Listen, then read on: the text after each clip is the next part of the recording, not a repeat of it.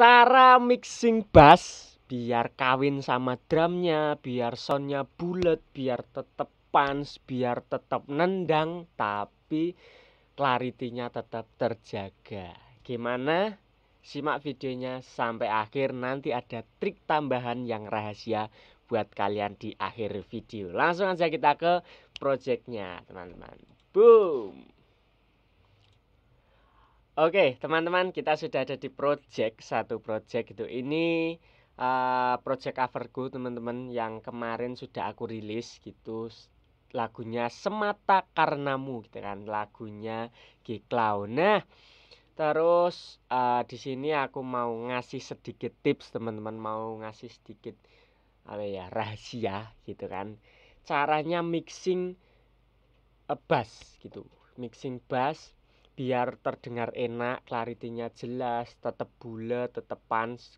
Terus ada tambahan lagi caranya biar kawin sama drumnya gimana gitu. Dan kemarin ada yang tanya juga caranya milih sound bass itu gimana gitu. Entah itu kebetulan di sini aku pakai VST. Kemarin ada yang komen di VST, kalau teman-teman belum nonton video tentang aku review VST bass dari Ample Sound, teman-teman bisa nonton dulu. Nah, ada yang komen di situ caranya milih soundnya gimana, yang cocok gimana, kemudian cara mixingnya seperti apa. Nah, di sini aku mau bedah semuanya, teman-teman. Kebetulan di sini ada project yang full band gitu kan, full band. Nah, di sini kita mau fokus ke bassnya gitu, bass sama drumnya lah yang biar sinkron gitu. Nah, nanti di akhir video aku mau kasih juga satu tips, satu rahasia yang ini menarik banget buat temen-temen terapkan ketika mixing bass dan drum gitu. Nanti pokoknya simak sampai akhir gitu, jangan sampai terlewat videonya.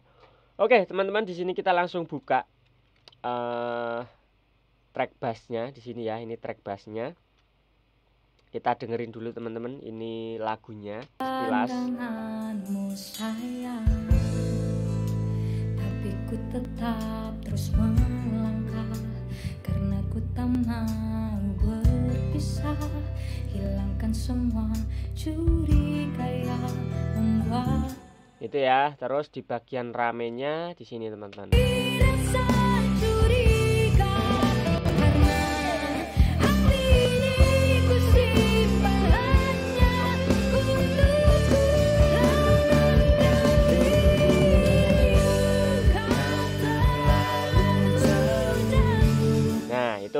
Kalau kita dengarkan hanya drum dan bassnya itu seperti ini.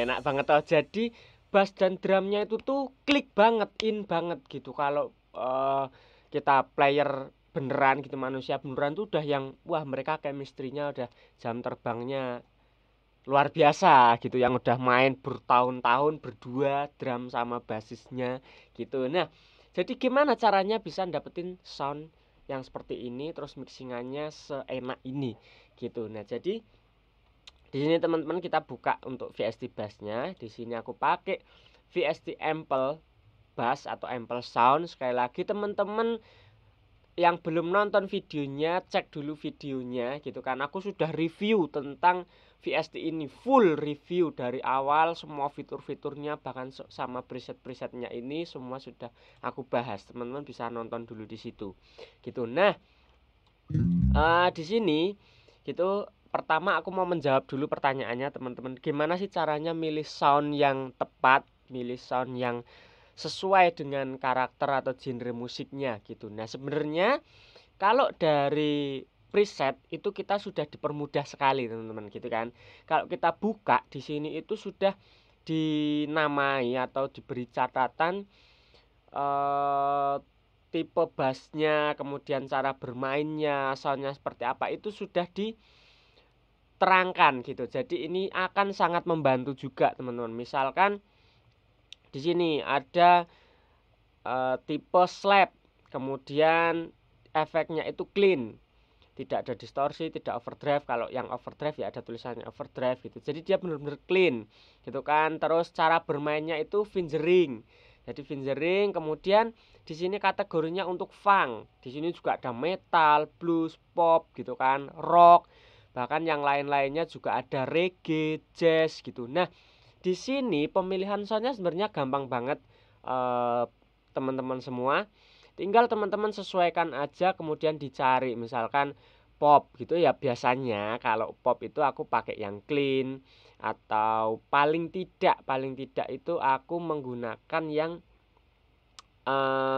tidak menggunakan yang overdrive apapun yang distorsi apapun itu. Aku pilih yang clean di sini gitu. Nah, untuk tipenya di sini teman-teman juga bisa sesuaikan. Kalau untuk lagu-lagu yang slow kayak gini itu biasanya aku pakai yang rhythm. Yang rhythm ini. Nah, gini. Nah, kemudian kalau misalkan lagunya agak ngebeat tuh yang tak gitu, Pak. Biasanya aku bisa pakai yang slap gitu. Nanti aku kombinasikan, ada yang slap gitu, ada yang lead juga. Nah, itu tipe permainannya seperti itu. Kemudian cara bermainnya di sini kan ada fingering, ada picking gitu kan. Nah, di sini biasanya kalau yang slap atau yang rhythm gitu aku pilih yang finger gini. Nah, tapi kalau untuk yang kayak metal, kayak yang rock, kemarin aku juga cover teman-teman video yang lagunya Killing Me Inside sama lagunya Remember of Today. Nah, itu kan genre lagunya dia punk ya, pop punk gitu. Nah, jadi untuk bassnya juga tidak sehalus atau tidak seclean ketika kita nggarap pop. Tidak yang dem sehalus itu, tapi yang deng gitu. Nah, itu juga kita langsung aja bisa sesuaikan. Di sini ada yang funk, ada yang rock, ada yang metal gitu. Nah, di sini teman-teman bisa pilih gitu. Kalau yang hard metal banget atau yang sedikit keras yang gitu, bisa teman-teman pilih yang overdrive gitu kan, ada yang distorsi. Nah, itu nanti cara pemilihan soundnya hanya seperti itu teman-teman kalau aku gitu. Jadi aku cari aja sesuaiin dengan genre lagunya. Kalau memang teman-teman sudah merasa oh ini udah masuk nih, udah klop, ya udah pakai aja, pede aja gitu. Kan tidak mungkin kemudian se ekstrim lagu pop teman-teman masangnya yang presetnya yang rock atau yang metal, jadi suaranya picking deng deng deng deng deng deng deng deng deng deng deng deng deng gitu. Misalkan lagu ini tadi terus deng dong dong dong dong dong dong gitu kan tidak gitu ya, tapi disesuaikan aja. Kalau lagunya kalem, lagunya slow ya pilih yang fingering dem dem yang halus gitu, yang clean gitu. Nah, sebaiknya kalau lagunya keras ya pilih sound yang keras gitu sih teman-teman untuk pemilihan soundnya gitu ya. Nih. Nah, untuk fitur-fitur di sini itu aku sudah bahas di video reviewnya. Jadi di sini aku tidak akan membahas itu, malah nanti terlalu panjang videonya. Nah, langsung aja ke cara mixingnya. Cara mixingnya seperti apa sih untuk bass gitu kan? Selama ini aku bikin video mixing itu tentang vokal, tentang gitar, piano dan lain sebagainya. Nah, untuk bass ini memang kayaknya baru pertama kali ini teman-teman gitu. Nah, oke, kita buka aja track mixingnya. Boom. Nah, di sini untuk bass terkhususnya dengan VST ini, karena VST ini sudah cakep banget teman-teman. Di sini aku tidak terlalu banyak membuat perubahan dalam mixingnya, itu tidak terlalu ekstrim. Jadi yang pertama banget aku lakukan hanyalah kompresor teman-teman. Kompresor di sini nih ya. Ini hanya kompresor bawaan Cubase. Oke, plugin bawaan. Nah, teman-teman bisa pakai plugin apapun itu, tapi nah ada tapinya teman-teman. Tapi kalau aku apapun kompresornya, aku selalu mencari yang tube kompresor. Asik, tube kompresor gitu ya. Jadi tube kompresor itu adalah yang mensimulasikan hardware tabung gitu. Jadi ada tabungnya, cup itu kan tabung itu teman-teman. Jadi tidak yang kompresor-kompresor biasa gitu, tapi yang mensimulasikan tabung. Kalau kita buka gitu kan ada kompresor banyak banget teman-teman. Misalkan apa ya? Nih, misal aku buka ini. Nah, di sini. Nah, ini kan juga kompresor gitu kan, kompresor, tapi dia tidak tube kompresor gitu. Nah, dia kompresor biasa aja yang tidak menggunakan tabung gitu dalam membentuk karakternya gitu. Nah, di sini aku pakai bawaannya Cubase gitu kan. Di sini juga ada bawaannya Cubase, itu ada dua, vintage kompresor. Nah, vintage kompresor ini juga bukan yang tabung gitu. Nah, aku memilih kalau untuk gitar, untuk bass, pokoknya semua yang berstring-string, khususnya untuk bass, gitar, string gitu, aku menggunakan tabung teman-teman, kompresor tabung gitu. Nah, kemudian settingannya seperti ini gitu, disesuaikan aja. Nah, kenapa kok memilih tabung? Tabung itu akan memberikan karakter yang berbeda teman-teman, akan memberikan coloring, nah akan memberikan warna yang berbeda terhadap sound bass ataupun gitar teman-teman gitu. Nah, ini kalau kita play seperti ini teman-teman. Nah, untuk inputnya biasanya aku sesuaikan itu sampai di angka 8, mentok itu di angka 10. Jadi tidak melewati angka 10 karena nanti terlalu ekstrim ya. Jadi ini.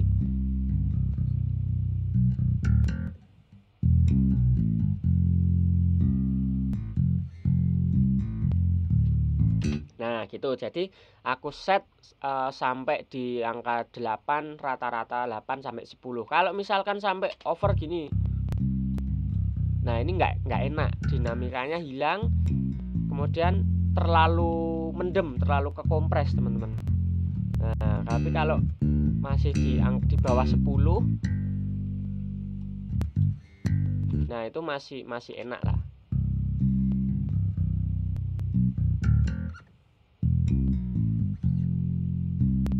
Nah, dinamikanya masih terjaga, powernya tetap dapat gitu. Nah, untuk karakternya di sini ada drive ini teman-teman. Nah, drive di sini kita bisa sesuaikan aja. Semakin full itu semakin distorsinya kerasa. Nah, karakter tabungnya itu semakin jelas banget gitu. Pakai earphone ya teman-teman, atau pakai speaker yang untuk benar-benar untuk monitoring biar kelihatan bedanya. Ini aku ekstrimin full, ini off, full, off. Nah, itu disesuaikan aja teman-teman. Biasanya aku ya cuman 50% lah, 5 sampai 70%. Tidak sampai yang over untuk lagu-lagu yang slow seperti ini, untuk pop-pop biasa kayak gini gitu.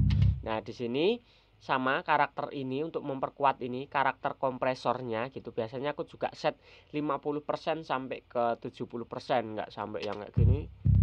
Nah, ini terlalu kasar gitu. Paling aku cuman 40 lah sampai 50% gitu. Nah, untuk attack, release, terus rasionya disesuaikan teman-teman. Untuk kompresor lain waktu ya, pembahasan tentang kompresor settingannya. Nah, itu teman-teman, pertama banget yang aku lakukan hanyalah kompresor gitu.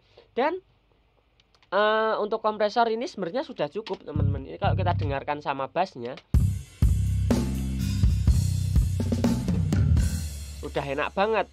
Ini kalau tanpa kompresor.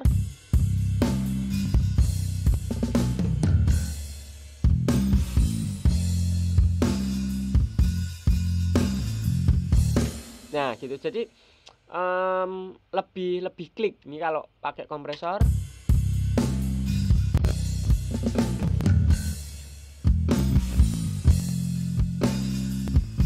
Nah, jadi lebih keluar gitu, karakternya lebih nonjol. Nah, kemudian setelah kompresor, apalagi, nah di sini aku cuman menambahkan satu EQ, teman-teman. EQ dari FabFilter gitu kan.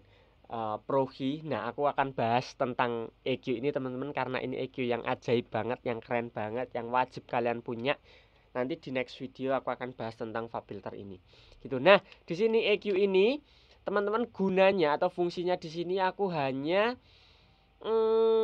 mengurangi atau mengkat frekuensi-frekuensi yang mengganggu atau suara-suara yang terlalu mengganggu di telinga gitu. Di sini aku potong di frekuensi 88, kemudian di sini ada frekuensi 130-an gitu. Nah, jadi kalau kita dengerin ini frekuensi yang 88 itu suaranya seperti ini, teman-teman.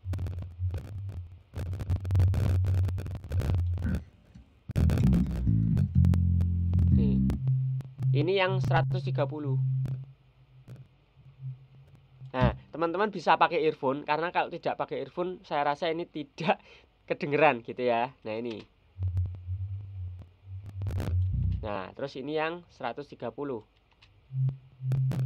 Nah, jadi 80, frekuensi 80 itu suara yang gitu, teman-teman. Kemudian yang 130 itu lebih tinggi, suaranya yang gitu. Sama dengungnya, dengung dari si bassnya itu. Nah, kenapa aku potong? Sedangkan bass kan perlu, sound itu perlu untuk dem, itu kan sustainnya kita memerlukan. Nah, kenapa aku potong? Karena di sini aku rasa sound dari bass ini terlalu dominan untuk dengungnya itu, dan itu terlalu mengganggu sehingga suaranya itu rumble, jadi ngegulung. Nah, gitulah bahasa audionya itu, low frekuensinya itu ngegulung. Jadi kalau tidak di-cut itu suaranya jadi dem dem gitu, teman. Ini kalau nggak pakai.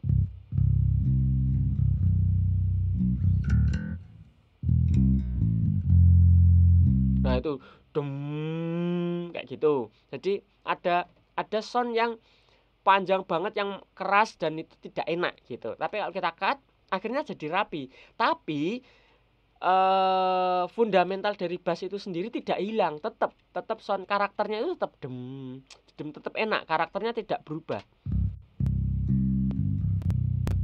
Nah, gitu ya. Karena ini cuman sedikit banget lengkungannya atau belnya ini, itu cuman sedikit banget. Dia bener-bener fokus di frekuensi tertentu yang kita mau. Itulah hebatnya dari Progi ini, teman-teman. Jadi, walaupun kita cut se ekstrim ini, gitu. Misalkan ini aku turunin lagi ya segini. Nah, gitu kan. Nah, se ekstrim ini dia tidak merubah karakter.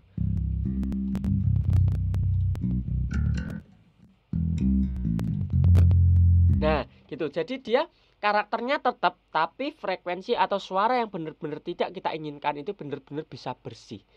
Gitu ya. Nah, ini untuk EQ-nya, teman-teman. Nah, ini.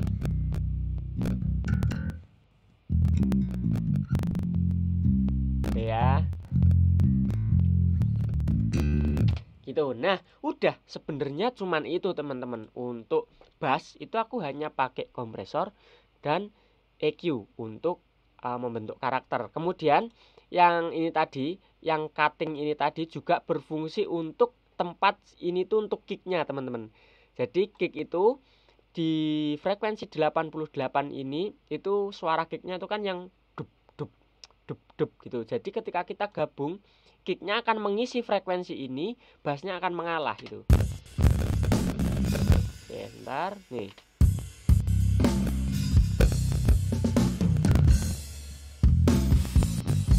Nah, jadi kicknya tidak tertutup oleh bass yang terlalu wung gitu. Nah, kita kasih ruang kick drumnya itu dengan mengkat atau mengurangi frekuensi bassnya itu tadi. Nah, ini adalah kunci kenapa kok drum sama bassnya itu bisa kawin gitu kan. Jadi ibarat ini bass, ini kick drum itu bisa masuk gini, teman-teman. Tidak bertabrakan seperti ini. Nah, kalau bertabrakan seperti ini kan rame, jadi tidak ada frekuensi yang mengalah. Tapi kalau kita bisa masukkan, ini ada cekungan di mana frekuensi-frekuensi bass yang kita kurangi, kemudian frekuensi dari kicknya bisa masuk. Jadi saling melengkapi. Nah, itulah kunci dari drum dan bass itu bisa in banget gitu. Nah, tadi di awal video aku bilang ada rahasia terakhir, teman-teman, yang aku mau bongkar untuk mixing bass. Ini kalau kita lihat, ini sudah cukup, teman-teman. Cuman ada kompresor dan EQ. Udah selesai di situ. Nah, tapi ada satu lagi, teman-teman, di sini rahasia yang ya ini mungkin tidak banyak sampaikan oleh tutor-tutor lain atau youtuber lain gitu di video-video mixing gitu. Nah tapi di sini aku mau kasih tunjuk ke teman-teman. Di sini teman, kita buka untuk drum gitu kan. Nah di sini teman-teman, kuncinya adalah di frekuensi kick dan bassnya, masih sama di frekuensi dan kick, frekuensi kick dan bass gitu kan. Ini suara kick. Oke, kita mute yang ini. Nah ini teman-teman. Oke, kalau kita buka EQ yang di kick itu kita bisa lihat di sini teman, puncaknya. Nah itu ada di frekuensi 60-an. Oke, di sini ya, di sini kelihatan nih. Nah ini frekuensi 60 Hz. Nah ini adalah frekuensi kick. Kalau kita matikan, nah dia kurang nonjol. Tapi kalau kita aktifkan, dia jadi, nah tambah blok dup dup gitu. Kalau kita ekstrim naikinnya, nah itu ya. Kalau kita cut, nah maka dia akan hilang. Nah dia akan tipis banget gitu kan, nggak bulat. Nah di frekuensi fundamentalnya bass ini, kick ini, aku sedikit boost. Oke, agak ekstrim lah ini ya, 5 dB agak ekstrim gitu kan. Nah untuk menonjolkan lebih bulat lagi, jadi dep dep dep dep gitu. Ini untuk kick. Oke, catatan ini untuk kick. Kemudian untuk bassnya di sini aku boost di frekuensi 88. Oke teman-teman, di 88. Jadi kalau kenapa kok harus di 88? Tadi kita cut. Oke, di sini kita cut di frekuensi 88. Tapi kenapa di sini kok malah kita boost lagi gitu? Jawabannya ini teman-teman, triknya. Jadi setiap frekuensi kan ada nadanya. Di sini kalau teman-teman lihat, nadanya itu frekuensi 60 itu ada di akres. Oke. Akres 0. Ini pahami dulu ya teman-teman, pelan-pelan. Akres 0, frekuensi 60 itu nadanya akres 0. Nah, terus di bass aku boost di frekuensi 88 itu nadanya F. Oke, F, nadanya F. Kenapa? Nah, jawabannya adalah bassnya itu menjadi nada kelimanya dari kick. Oke, semoga teman-teman di sini paham ya, karena ini agak teoritis tentang nada gitu kan. Di kick kita boost di nada akres atau frekuensi 60-an. Nada akres itu nada solnya. Akres ini kita anggap sebagai nada do. Oke, berarti nada do. Nah, akres ini nada solnya siapa? Akres, C, D, D crash, F. Nah, nada kelimanya ini F. Maka bassnya aku boost di nada F atau di frekuensi 88. Itu yang menjadi rahasiaku selama ini teman-teman. Kenapa kick dan bassnya itu bisa benar-benar menyatu. Gitu ya. Jadi trik untuk ngebusnya itu adalah nada kelimanya. Nada kelima dari kick. Misal gini, contoh lain. Misal fundamental kicknya, kick itu kan beda-beda ya karakternya teman-teman. Nanti ada kick yang kalau metal ya kita bisa boost di bagian agak tinggi sini, gitu kan. Atau kalau yang bener-bener low gitu kita boost di sini, gitu. Nah ini kan ada nadanya teman-teman. Nah ini itu ada nada-nadanya di sini tuh. Nah di sini misal ke bawah ini kan, sini. Nah fundamentalnya di frekuensi 35 itu nadanya D, D0. Nah D, kemudian di bassnya, yang bassnya ini kita cari D itu menjadi do, kemudian solnya siapa? D, E, F, G, A. solnya adalah nada A. Maka bassnya kita cari nada A-nya. Nah, A di frekuensi 50-an, 55 sampai 57. Nah, kita bus. Ini nadanya A. Berarti kan menjadi solnya D tadi. Nah, kita bus. Nah, ini jadi klik lagi. Kicknya Do, bassnya sol. Disesuaikan dengan frekuensinya. Oke ya, semoga teman-teman di sini paham. Kalau tidak paham ya nanti aku akan buatkan video khusus lah tentang nada-nada atau frekuensi-frekuensi ini. Tapi semoga ini juga akan membantu karena ini ya trik tambahan, ini tips tambahan rahasia gitu kan, yang teman-teman wajib tahu. Kenapa dari kick dan drum itu bisa bener-bener kawin gitu. Nah, kalau kita play maka dia akan menyatu banget. Oke, ini kita nyalain.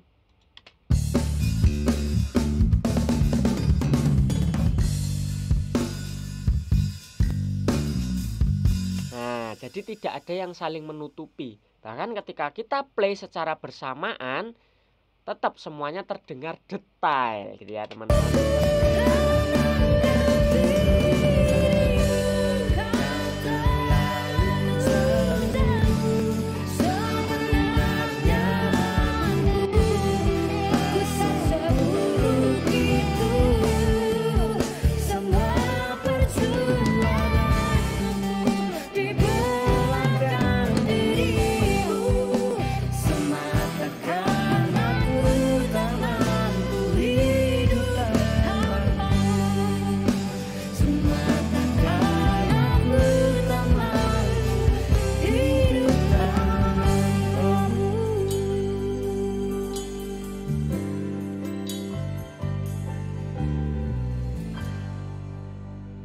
Nah, oke teman-teman, jadi itulah gimana caranya mixing bass biar enak, tone-nya dapet, karakternya dapet, kemudian dia juga bisa klik atau kawin atau combine dengan drum dan instrumen-instrumen yang lainnya. Oke teman-teman, semoga video ini membantu, semoga video ini bermanfaat buat kalian semua gitu. Kalau kurang jelas silahkan aja tanya di kolom komentar, nanti aku akan balas. Kalau masih kurang jelas pasti aku akan buatkan video di next kontennya gitu teman-teman. Terima kasih yang sudah menonton sampai akhir. Kalian mendapatkan rahasia tadi di ujung video gitu kan. Nah, jangan lupa juga tonton video-videoku yang lain di channel ini. Aku banyak bikin konten tentang mixing, mastering, recording, juga instrumental, cover, bahkan original song juga aku buat gitu teman-teman. Selalu support channel ini dan jangan lupa share, like sebanyak-banyaknya biar channel ini terus berkembang dan bisa memberikan konten-konten yang bermanfaat dan menghibur buat teman-teman semua di sini. Oke, gitu aja teman-teman semuanya, sampai bertemu di konten selanjutnya. Selamat berkarya aja dulu, selamat berkarya aja dulu, terus belajar, terus berproses, dan salam audio. Bye bye teman-teman.